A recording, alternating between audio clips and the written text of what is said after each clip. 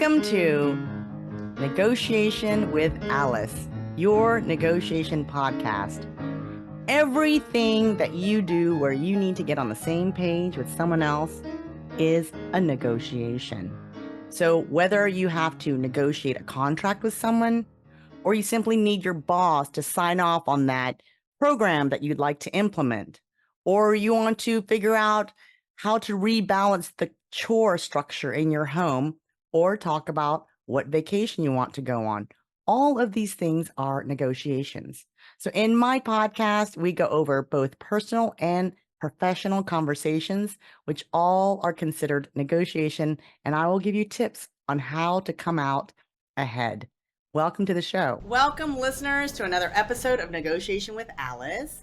Today, I've got Corri Moss-Hunter with me. Corri is a dear friend of mine. She's also a therapist, and so I'm going to go ahead and let Corri introduce herself. Welcome, Corri.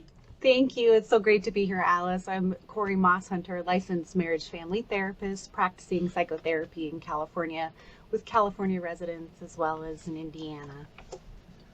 Awesome. I'm super excited to have you here today because, you know that we share a love of all things psychology related. And so when Corri and I get together, we have these wonderful conversations about all those things. And so today we're going to bring part of that conversation to you, our listeners. And, right now we're in the middle of February 2025, and the country is very divisive, and people are struggling to understand how can they have conversations with their friends and loved ones who have vastly different political views, maybe seemingly different values, like just core values are so different that they're just like, I can't even have a conversation with this person. And so having these conversations is still considered a negotiation because you're trying to understand one another and potentially trying to get on the same page about certain things. So I'd love to hear, Corri, sort of what you're seeing out there, what's happening, and from your perspective as a therapist, psychotherapist, like what might be going on with people these days. Absolutely. Alice, I work with individuals, usually adults from 18, young adults, all the way into their 80s. And I've got the honor of working with couples as well as family members of all different kinds of backgrounds. And a lot of what I think we're seeing is those challenges in relating to those lifestyle choices, those religious beliefs or political challenges right now. But we're still seeing, I think, a deep desire to connect and understand, which I think is helpful with your background in negotiation and being able to work together and collaborate.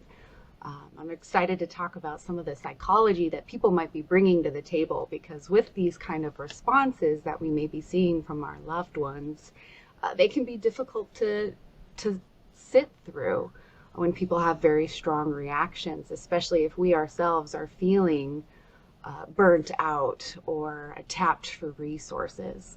I'm excited to dive into that with you today too. Yeah, so let's just dive in a bit about, how can we center ourselves when we go into conversations with people with whom we may not agree with, whether it's religion or politics or something else. Like, what are things that we can be doing to try to keep ourselves grounded?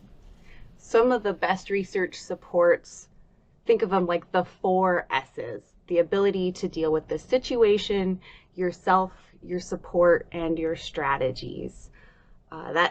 Those 4 things really build resilience in a person. And so someone might have a harder time dealing with these factors if any of these 4 are compromised or complicated.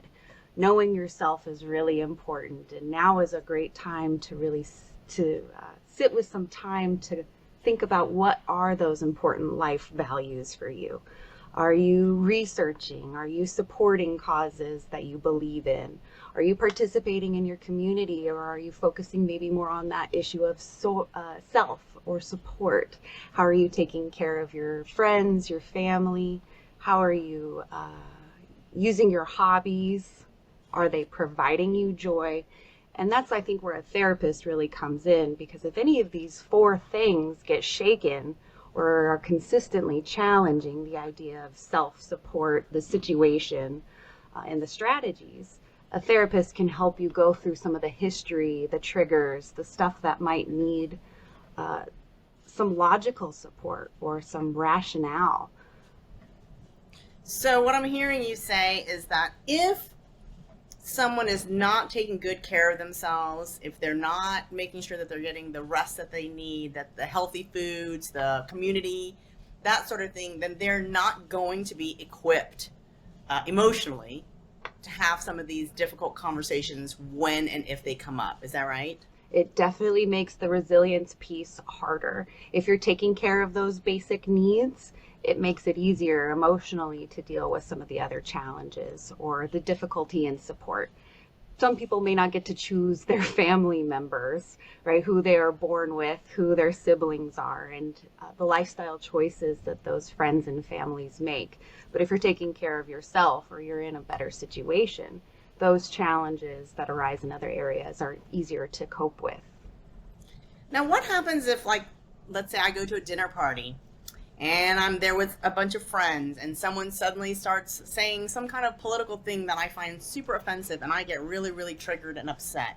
What are some of the things that I can do to make sure that the evening does not get blown up, either for me or for everyone else around me?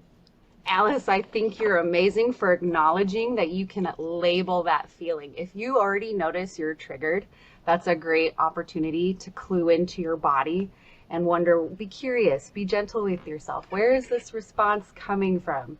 Is it this reminding me of something in my history? Am I worried about the future?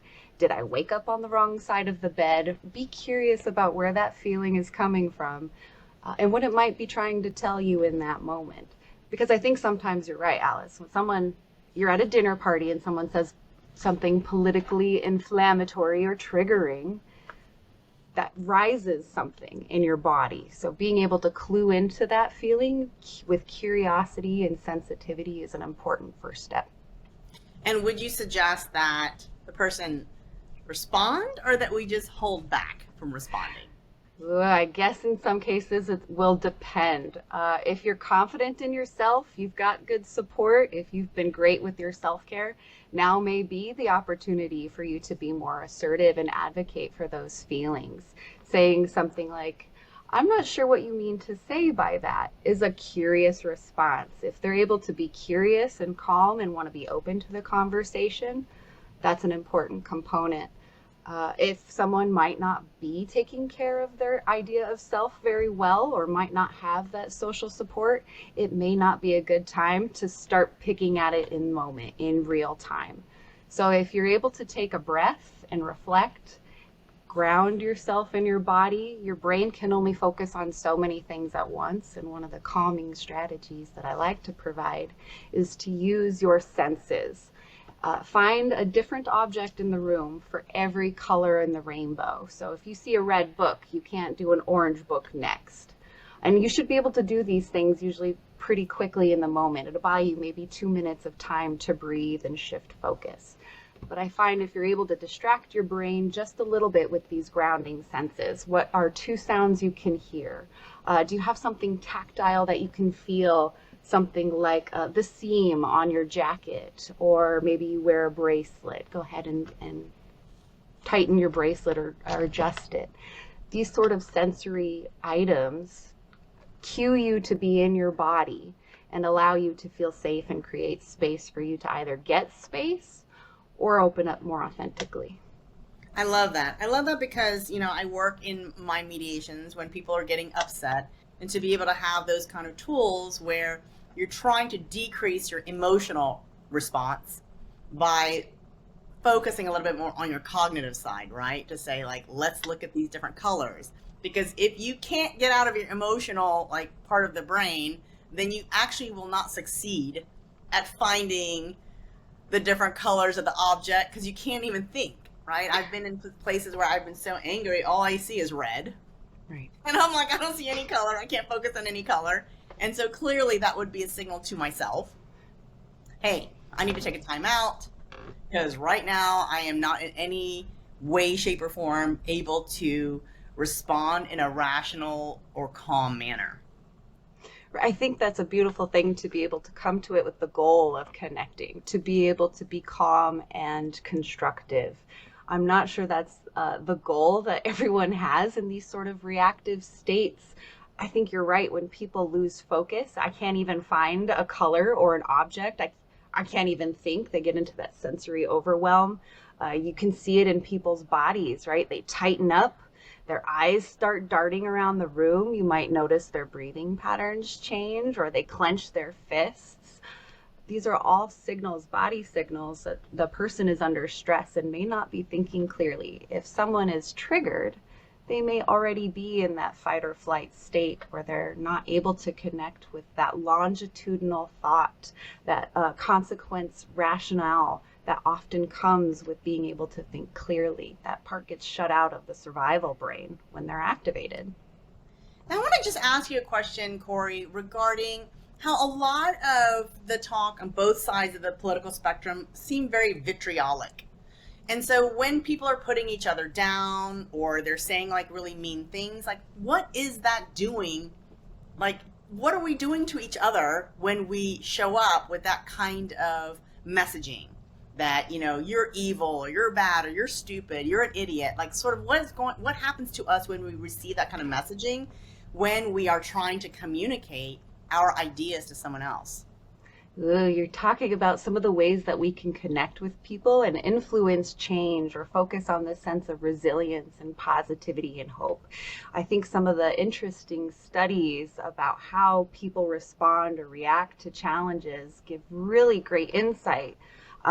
There was a book I think you mentioned you may have been reading, Alice, that talked about some of the training or resiliency, or how animals often give up or respond to adversity.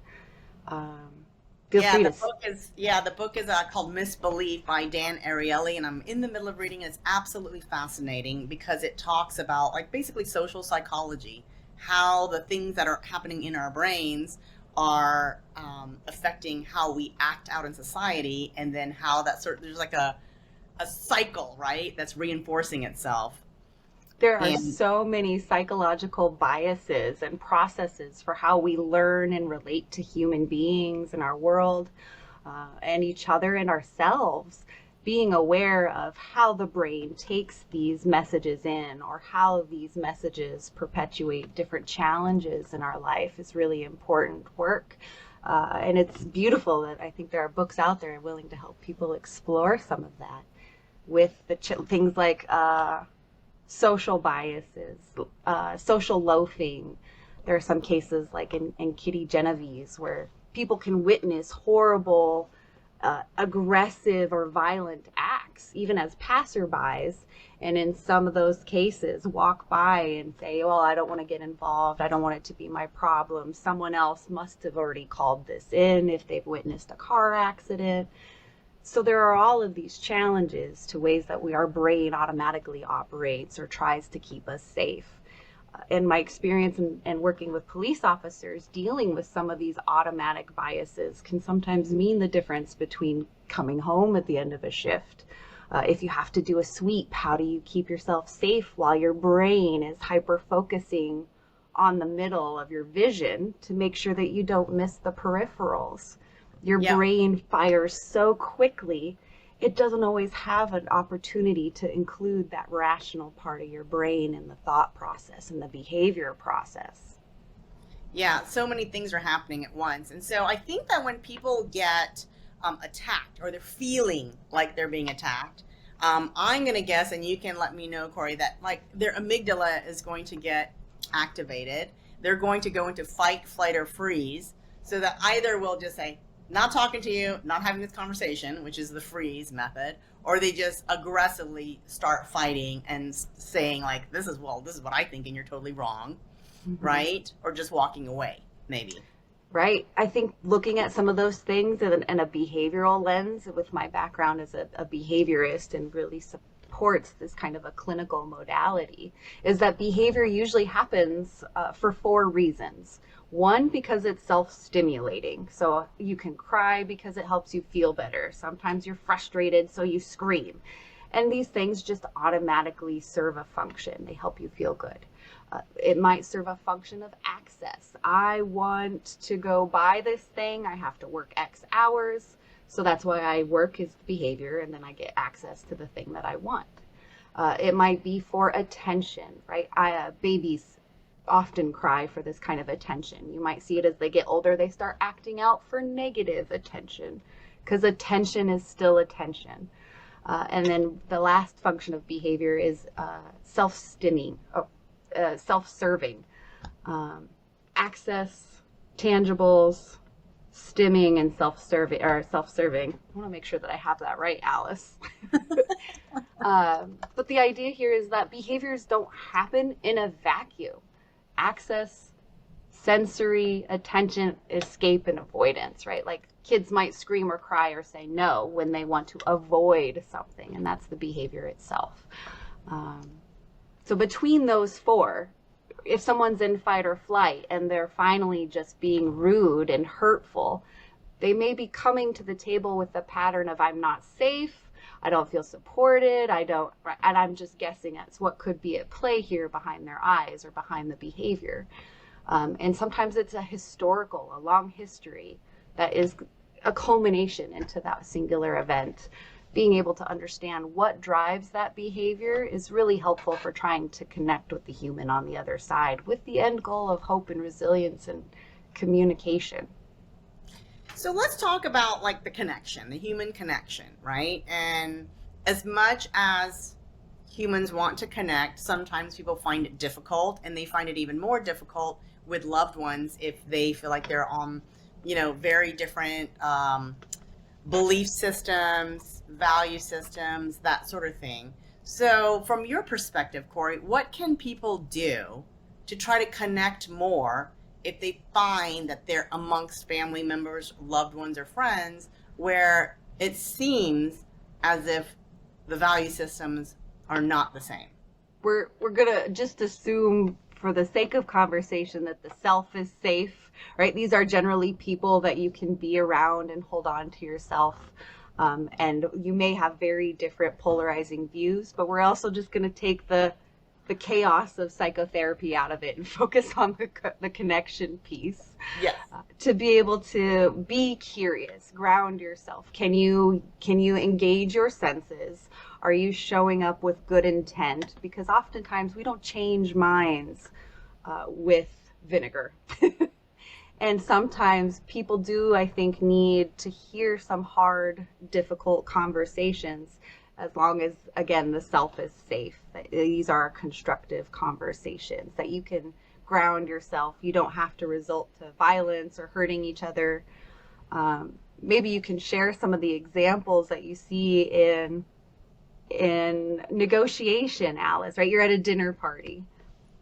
Yeah, so I think one of the biggest rules, there's two really big rules. One is being curious about what's going on with the other person. So I'll go into a little bit more about how to do that. But the other big golden rule is to show up with no judgment. That is a very hard rule for people to follow. We all have judgment and that sort of thing, but someone might ask, well, how do I show up with no judgment when I'm already, feeling the judgment? But I always feel like there's a place in your brain to turn it off. It basically means you don't want to think the judgmental thoughts while you're having the conversation. So you don't want to have an underlying thought of like, oh, Corri's an idiot. I can't believe she's thinking these things. It's stupid. Just don't think those things in the moment that you're having the conversation, and try to come with curiosity to say, I wonder what's driving her to think this way. What has her journey been thus far? I think when people notice that initial judgment, it might manifest as an automatic response to what they're hearing, right? They're already thinking and responding. They notice that reaction in them. They have a strong desire usually to state something to the contrary. That's the impulse, like, talk now. And that's that sort of judgmental component I think you're talking about that manifests in the moment. If they're able to hold off and wait with that, they may be able to approach with curiosity and have a more conducive conversation. And judgment can be felt. I always like to ask people, how many of you have been judged and know that you're being judged even though no words were actually spoken? And like, most people can say, yes, I've had that experience. And it's because in communication, most communication is nonverbal, right? It can come through your tone of voice, your facial expression, your body language, your choice of words. So you never have to say, oh, I think you're an idiot. But like everything else you do, including the way you're looking at them askew, will communicate that you're being judgmental in that moment. So you want to make sure that you like get all the judgment out of the room when you're coming in for difficult conversations, right? Yeah. And then start to ask questions. And this is what I find interesting. When people are arguing about political views, religious views, it's very, very high level, right? And so when you are talking about anything high level, it's like a blanket statement over like everything. So I usually like to just bring it down to a little bit more of a personal and granular level to say, in an instance where X, Y, and Z happens, or if I were the person and X, Y, and Z happens, like, what would you do? Or what would you think, right? Just for an example. Right, there's like, what is it? Euthanasia is very controversial, especially end of life euthanasia Right. in some places. I think, where do they have it? In Portland or something like that? Right. I think Colorado has one where you wait 3 to 6 months. Don't quote me on the timeline, but that's generally the idea. Is there's usually a timeline and some evaluations to be had before someone can consent to Right. euthanasia. So, this is a controversial subject, and you and I could debate on opposite sides of that at a very high level and talk about the value of life versus, choice of people. But then to really bring it down to say, imagine if it were me and I was like 99 years old and I was suffering tremendously, and really bring it down to the personal. Mm-hmm. I think that you actually make inroads and you're able to microscopically change people's minds. I shouldn't say change, I should say influence one another in the way that you're thinking about things, because it's so easy to talk about super high level stuff, but all the super high level stuff impacts all of us at a very deeply personal place. I think it's an interesting way to try to connect with people rather than to say it's a me versus them, which is an automatic bias that happens in our brains, is to say, have we thought of it this way? How does this apply in other cases? Because you're saying you're not giving away a judgment, you're not necessarily even giving away your own stance, but to be able to try to connect and have some of these difficult conversations in a hypothetical or a more removed scenario is much easier than saying to your brother, hey, we are on very different sides here, and this is deeply personal and deeply wounding. To be able to remove it from that very personal space and project it onto a hypothetical scenario is a definite success in removing it and being able to wrestle with those concepts before it gets too activating, too close. Right. Because, for example, my mom is Catholic and my brother is a Catholic priest, so they are pro-life. And so we can argue pro-life and pro-choice all day, right, till the cows come home, which I'm not planning on doing because they're my family members, so I don't feel like having, long drawn-out arguments. However, when I have conversations, I do bring it down to the theoretical things. Like, in this event, like, how would you feel? Or if this were to happen to someone, how would you feel? And when I bring it down to actual concrete examples, theoreticals, suddenly the conversation shifts, right? Suddenly it becomes, well, I can't change my mind about my value system. I still want to hold on to my values. However, I see how in this particular instance, that would be a terrible thing. I think one of the important things here too is being able to understand where you can meet on these controversial subjects, because there may not be an ability to hold on to yourself, to have a conducive connection. And I'm wondering, Alice, what are some of the strategies you give to people about boundaries or asserting themselves when they need that sense of safety or when they need to buy themselves some time in a heated conversation? That's a great question, because I have a tactic that I give to everyone. It's almost like little invisible cards that you can put into your back pocket and hold on to. So the invisible card that I always say is, remember the phrase like, I'll be right back, let me run to the restroom. And so if you feel like you're blindsided in a conversation, and I tell people, you never ever should be in a conversation if you don't feel ready to respond. You should never respond when you feel like you're unprepared, saying something off the cuff that might cause, some harm. Just pull that card out and say, I'll be right back. I'm going to run to the restroom, or let me go get a drink of water. And that can buy you like up to 5 minutes of time to sort of recenter yourself, reground yourself, do the exercise that you were talking about where you're finding like 10 different things, or like all the different color rainbows, the objects, maybe finding 2 or 3 different smells, that sort of thing, or even just deep breathing exercises. And then also thoughtfully compose your response to say, how do I want to respond to this? How do I want to show up for my side of the conversation? Because how you respond when you're like really raging angry versus how you respond when you've calmed yourself emotionally are going to be vastly different. Am I right, Corri? Absolutely, yes. And the more you respond in those ways, intentionally or unintentionally, the stronger those neural pathways become. So if you're not responding intentionally, you might find yourself just acting in ways that are not aligned with your thoughts or your goals or your behaviors that you want for yourself. Right. And you also don't want to regret stuff that you said or cause damage to a relationship that you're like, now I have to go and repair it. So that costs you more time and energy than it does to just take the card out that says, let me run to the restroom card, and just excuse yourself. Because if you just say, I'll be right back, I'm going to the restroom, no one is going to question it. No one is going to say, how dare you, Corri, take a bathroom break in the middle of the conversation. Everyone is like, oh, okay, that's like a free card. It's a free pass. Yeah. Right? So you take the free pass, and then you can come back and thoughtfully respond. Right.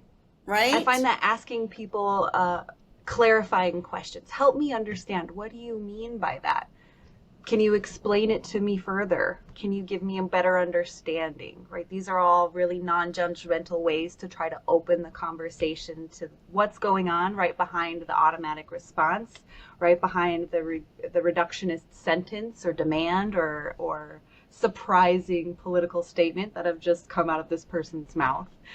I think too, knowing that boundary, oftentimes it comes up around, I think, Thanksgiving and Christmas and holidays, where people go, I just can't see my family right now. And being able to know yourself when those conversations pop up, how you want to respond intentionally, and if you're in that space to be able to tolerate a sort of uncomfortable conversation. Yes. And so another way to do it, aside from just saying, like, tell me more about, this thing that you're feeling or thinking, I like to just reframe what I heard. So it sounds something like this. So Corri, let me make sure that I understand your perspective. What you're telling me is that, and then I will say it the way I'm hearing it, the way I'm understanding it. And then I'm going to ask for confirmation. Is that right, Corri? Did I get it right? I love that we can slow that down. We agree that trying to summarize what you're hearing is often a really great way to connect with it and move the conversation forward in a healthy way. Yes. And then a lot of times I try to find, there's in negotiation, there's like position-based and interest-based negotiation. So position-based is you say I'm pro-choice and I say I'm pro-life. Those are the positions. Interest-based is what do we both agree on are our interests. Like, what am I interested in? So a lot of times I try to get beneath the surface of whatever it is that we're arguing about. And I might say, like, do you agree that once a child is born, that making sure that they have what it takes to thrive, and if they need medical attention, that they should have adequate medical attention? Is that something we both agree on? Right? Or do you agree also? So I go through this exercise of trying to understand where our commonalities are. Find common ground. Yeah. Right? Because if you just say, well, I believe that the minute a child is conceived, that they're human beings, and I say, no, they're not, we're nowhere to getting to common ground. But at least if we try to understand, what is your interest? How does this apply to our scenario, our specifics? Exactly. then we get to a place where now we are connecting, right? We may still have different values, and that is okay, because the world would not be the world it is if we all had the same values. But now we're starting to see where we connect, right? And where we connect is very, very important, because that is what we're all striving to reach. We're all striving for connection within the community, right? Absolutely. Are there phrases I often hear from folks who are struggling to find these connections or to slow this process down? Or what are some of the words that I can use? You have that card in your back pocket. I'm going to excuse myself to the restroom. You know what? I'm going to go get a cup of coffee. Can I get you one? Are you thirsty?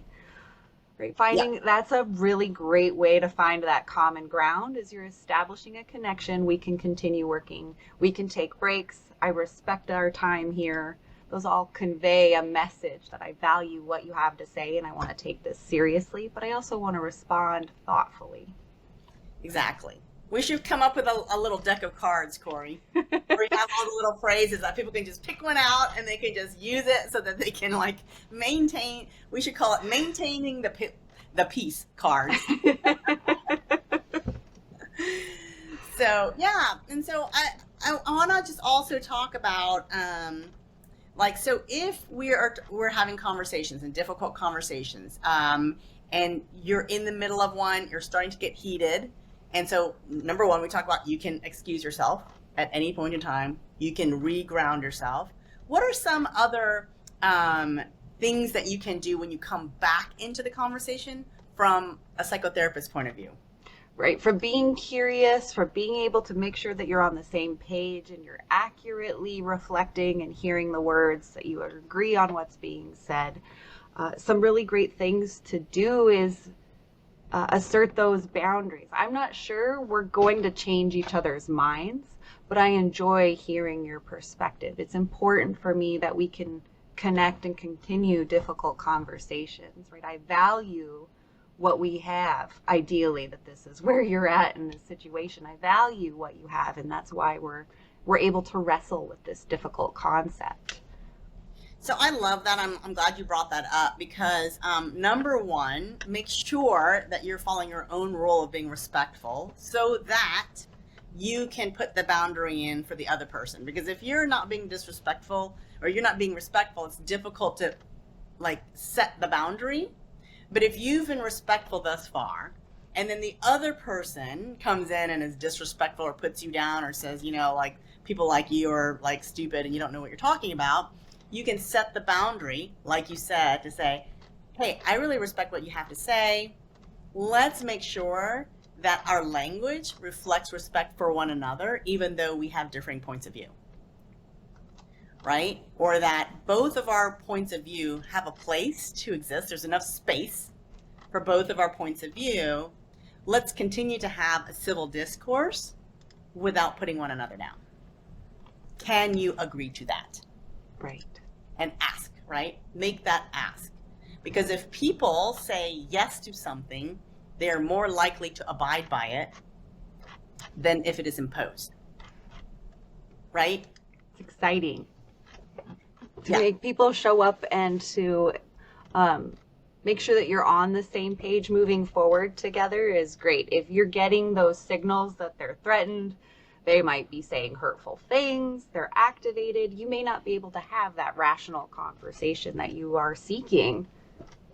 So being aware of the body language, being aware of the behavior. How are they showing up in the room? How are you showing up in the room? And what is the end goal? It may not be to change minds today. Right. It might be just to connect with one another or to move towards deeper understanding of why the other person's coming from where they're coming from. I also love to talk briefly about really calling out the elephant in the room, which is something that most people don't do. So let's say you and I are talking. Let's say I'm noticing you're nervous. Most people just notice that Corri's being nervous and I say nothing about it.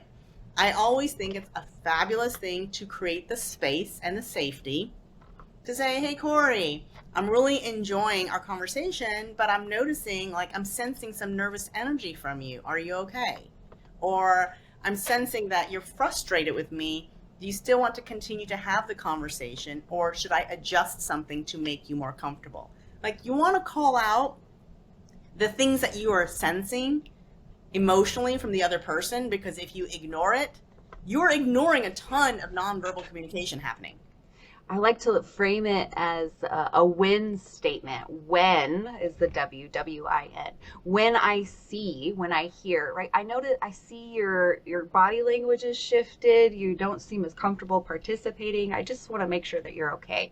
You're addressing what you're seeing. You're reaching out for a connection, and you're offering a support, a solution. So when I do, or when I see, when I hear what I'm noticing, and then there's usually an I statement. I need, I want to help, I want to connect. What is your I? What is your stake in this? And then offer a solution, something that you can live with, or something that you would think would be really receptive to working together. Exactly. Like, for example, let's say I say, hey, Corey, let's go for a walk. And you're like, okay. I might say something like, hey, Corey, I heard you say okay to the walk, but I'm sensing you're not like super enthused about going for the walk. And that's going to open up a whole other conversation with new information, because I am acknowledging the communication that I received non-verbally from you. I'm not just taking your half-hearted okay to say, okay, I'm going to ignore everything else that I got from her from a non-verbal point of view. I'm only going to go on the small percentage of the okay and just drag her along. And so I think it's a really good idea if you're communicating, especially with people that you're feeling like, oh gosh, this is going to be a hard conversation. You know, we're not in agreement, to call out those things in a non-judgmental, purely observational way. To say, hey, I'm noticing this. I love that idea. I think when people are ready to have the conversation, they show up. I think it gets tricky when they get surprised. So, oh, Alice, I notice you don't seem to be feeling well. I wonder if you're low energy. Maybe we should just stay in and rather than go for a walk, right? As a good friend, I might respond with, I need to vent for a second. Do you have the space to hear me right now? Can I just talk about this a minute? I just need someone to listen. Or, I don't know if you can fix this for me, but I don't know if you're in the space to hear me. I need to honor what I'm truly feeling, or I'm not sure I'm ready to share yet. Being able to show up authentically and be real with what's important to you and where your boundaries are important. Yes, definitely. I feel like we should all start to pay more attention to the nonverbal communication that we're receiving, instead of ignoring the majority of it and only going off of words that people say. And in the same sense, right, if let's say you and I are good friends and we've been avoiding one another because we're on different ends of the political spectrum, what I could easily say is, hey, Corey, I really want to connect with you. I really miss our friendship. And I'm also nervous because I know that we are not in agreement on many things. And I want to make sure that the space that we share is going to be a safe space for both of us. Right? To be like vulnerable in that way, because then you can problem solve for like, okay, well, we can agree not to do this, or we can agree not to talk about it. Or if we do talk about it, we're going to agree to certain guidelines so that we both feel safe. Right? I love that we're able to try to negotiate, right, that kind of commonality of opening the space for these uncomfortable conversations. It's a challenge when someone doesn't want to meet you at the table, when someone isn't willing, or when it's very difficult to get someone to show up to the negotiation table. Alice, what are some of those strategies you have for people who are just automatically responding, they're activated, there's no way they are able to meet you in a common space? Where do you go from there? So you kind of want to give space for them to calm down. If that space means a day or a week, that's okay. And then you can say, hey, Corey, I noticed last week when I wanted to talk about this, it didn't feel like a really good time for you.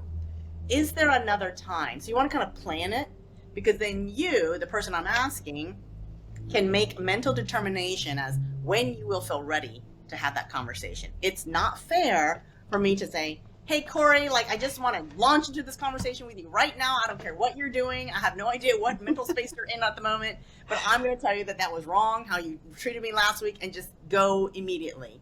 You want to just ask for an appointment, ask for a meeting, ask for like, when is a good time where you feel like you will be prepared to have a civil conversation with me about X, Y, and Z. And so you kind of want to tell people, hey, I'd like to discuss this, right? Whatever the topic is, and let them know so they have a heads up so they can prepare, but also give them some time so that they can have a few days or hours to prepare to respond, right? Because they might be thinking, oh gosh, I didn't really like that, how that conversation went. Let me think of what I can say to Alice. And in the meantime, I'm going to be preparing my side, right? So it gives both parties time and space to be thoughtful, to prepare to have that conversation. Right. I think it's beautiful. You acknowledged it. You were able to address the elephant in the room, and you're putting that ball in their court to say, hey, I care and I'm open. Let me know what works for you. What do you need? Yes. And then that's when you can show up and have that negotiation. I think this is an especially great tool to use if you're in a relationship, because so often we break that boundary of giving the person time to prepare or even be prepared to have a conversation, and instead we just show up and go, by the way, I didn't like how you did that yesterday, and all of a sudden the other person feels blindsided, right? I mean, I'm guilty of that as well, just so you know. we all have feelings. Right? But like, it's a good place to remind yourself, let me see if I can like be a little bit more civil about it and give them some time to prepare and say, I'd like to have Oh my this gosh. Alice, an apology. I felt angry when we were having that conversation. I'm sorry I pushed you away. I felt really disconnected. Right, being able to come back and reconnect or call out the elephant in the room. I'm sorry I let you down when you needed me. You didn't deserve for me to throw that process on you or to be talked that way. Right. Apologies. Now we're into apologies. I know. That's a whole nother one. You have to come back so we can do a talk about negotiating the apology. That'll be a great one.